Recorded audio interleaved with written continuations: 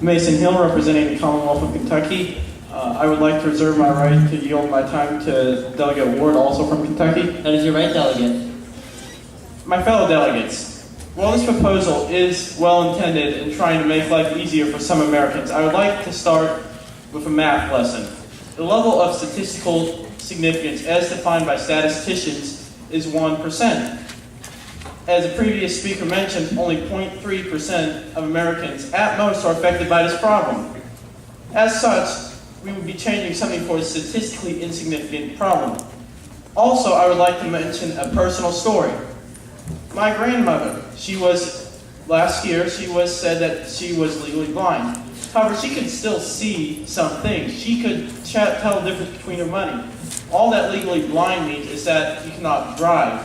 Does not mean complete and total blindness. So the actual number of Americans affected by this would be even less than an already statistically insignificant number. And we should not change something that's accepted across the world as a symbol of American life for a statistically insignificant reason. And with that, I would like to yield the remainder of my time to Delegate Ward from Kentucky. You've yielded 40 seconds.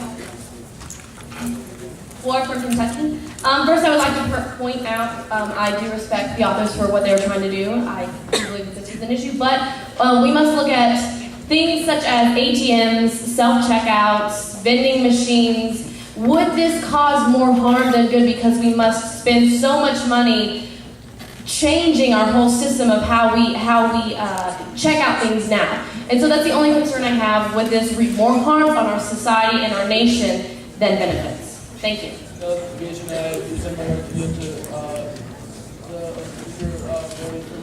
That is your right, Delegate. Thank you, Chair.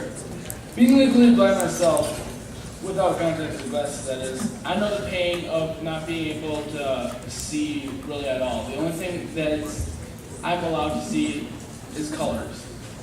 Size is a little bit, but colors are the main thing. So when I see a $1 bill, a $5 bill, a $10 bill, a $20 bill, before they had the new change, I could not tell it apart. Even now, it's hard to tell. I can believe how difficult it would be for a blind person to do this. And the previous speaker said, why not have a friend do it? It's because the reason why they wouldn't want a friend to do it is because they have too much self-respect. There are 7 to 10 million people that are out there blind, and they deserve the justice that they rightly deserve. I give my time to speak. You've yielded 56 seconds. Thank you, buddy, from Mississippi. I just want to point out a thing. Even though these are 0.13% of the population, they still are United States citizens, and they deserve to be treated like the rest of us. Statistics doesn't matter when there's discriminatory practice.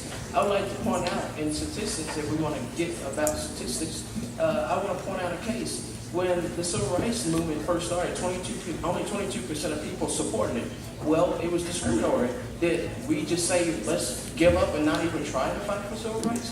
Just because you're blind doesn't mean you should be treated differently. And in response to a previous delegate, there actually is braille when you touch the ATM machine. So I just want to point that in case there's any misinformation. I'll give the rest of my time to the chair. So I reserve the right to yield any remaining time to begin. That is your right, Delegate. Please hold before recording. You may begin. Thank you, Speaker. I would just like to say that this is a frivolous and unnecessary act. Why don't blind people use a credit card or some other means? They can use the check, I'm sure they can figure out how to read it. This has been the system, and they've been able to adapt to live in society today. We don't see stories in the news saying a blind person starved because they can never figure out how to pay this grocery store clerk. I'm sure they've figured it out somehow, and they've been able to adapt. Though blindness can certainly present challenges to the blind in society, it's not our job to accommodate everyone, and not doing so isn't necessarily discrimination. Paper money wasn't created to annoy or inhibit blind people, it's just the way that we live. Thank you, I yield my time to Delegate again. Thank you, Delegate. You've yielded 1 minute and 20 seconds. My fellow delegates, I agree with the intent of this proposal. I think it is very admirable and it's dignified. However, when you say that the government discriminates against the type of money that we use, Would you also say that the government discriminates against blind people with the clothes that we buy, with the food that we eat, and with the pencils that we use? Furthermore, in the proposal, it specifically states that they will change the size of the bill. That is extremely ineffective. A blind person is not going to remember, oh, a $20 bill is 13 by 12 centimeters, and a $50 bill is 17 by 13 centimeters. No, people just don't remember the size of that. I'm sorry to be so pompous, but if we have 1.3 million blind people today, what about for the other 306.7 million Americans that are not blind? Plus, if you look at it from a view of social Darwinism, the blind are the weak and the ones that can see are the strong. Society rewards the strong survival, and though it may be cold and pompous, I'm sorry to say that. First of all, I'd like to address some of the con points. The previous delegate stated that blinds have adapted. I would like to point out that African Americans did not adapt to different water fountains. As to currency, or counterfeiting currency, I'm sorry to say this, but it worsens the ability of others to counterfeit United States money, as the most common way to counterfeit is currently bleaching a $5 bill and reprinting it as 100. So if 5 is different than 100, you can't do that anymore. As to minor color changings, excuse me, I already addressed that. The previous delegate stated that the Rehabilitation Act doesn't apply. I would like to point out in the court case, the American Council of the Blind versus Paulson held up in May 2008 in the United States District Court of Appeals that they would beg to differ. Also, a trusted friend counting money for you is not only shameful, it's spoon-feeding the blind, and I believe that they should be independent like all other American citizens. Also, as to the issue of hyperinflations, we're not changing the monetary value of a dollar, like moving from a franc to the euro as in France. A dollar is still a dollar, it's just going to look a bit different.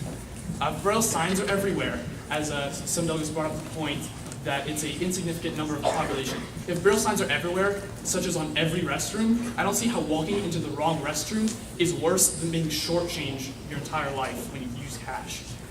Also, legally blind means that you have a 2600 vision with corrected lenses. My brother's legally blind without these lenses and can only tell that a bill is green and the same size rectangle when I hand it to him, even under new changes. Also, as opposed to that they wouldn't be able to tell the size, they don't carry around rulers. In Australia, the government issues a 35-cent plastic ruler. That's a lot cheaper than the common way that they can do now, which is buy an infrared scanner, which costs them hundreds of dollars. And I would also like to bring the Assembly's attention to the fact that vending machines read all U.S. bills. A primary way to read the bills is a magnetic scan. Paper money is printed with magnetic ink. In addition, each denomination is marked with a different fluorescent properties. And also UV lights scan the bill, read the fluorescent response, and issue the appropriate credit. So we change our currency every 7 to 10 years, and do we change our ATMs every 7 to 10 years? No. So we will not have to change the ATMs. That is not an issue, so please do not worry about that. And America prides itself upon equality. We must be equal.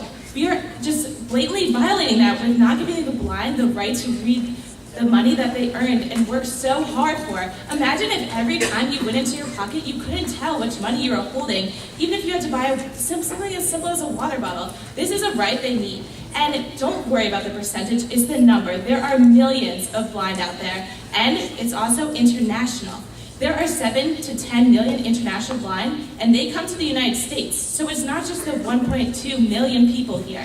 It's millions of people that come to the United States. Okay, so please vote for this bill because it's just a base right. If you care about American rights and equality, you will vote in favor of this bill. And I yield the remainder of our time to the chair.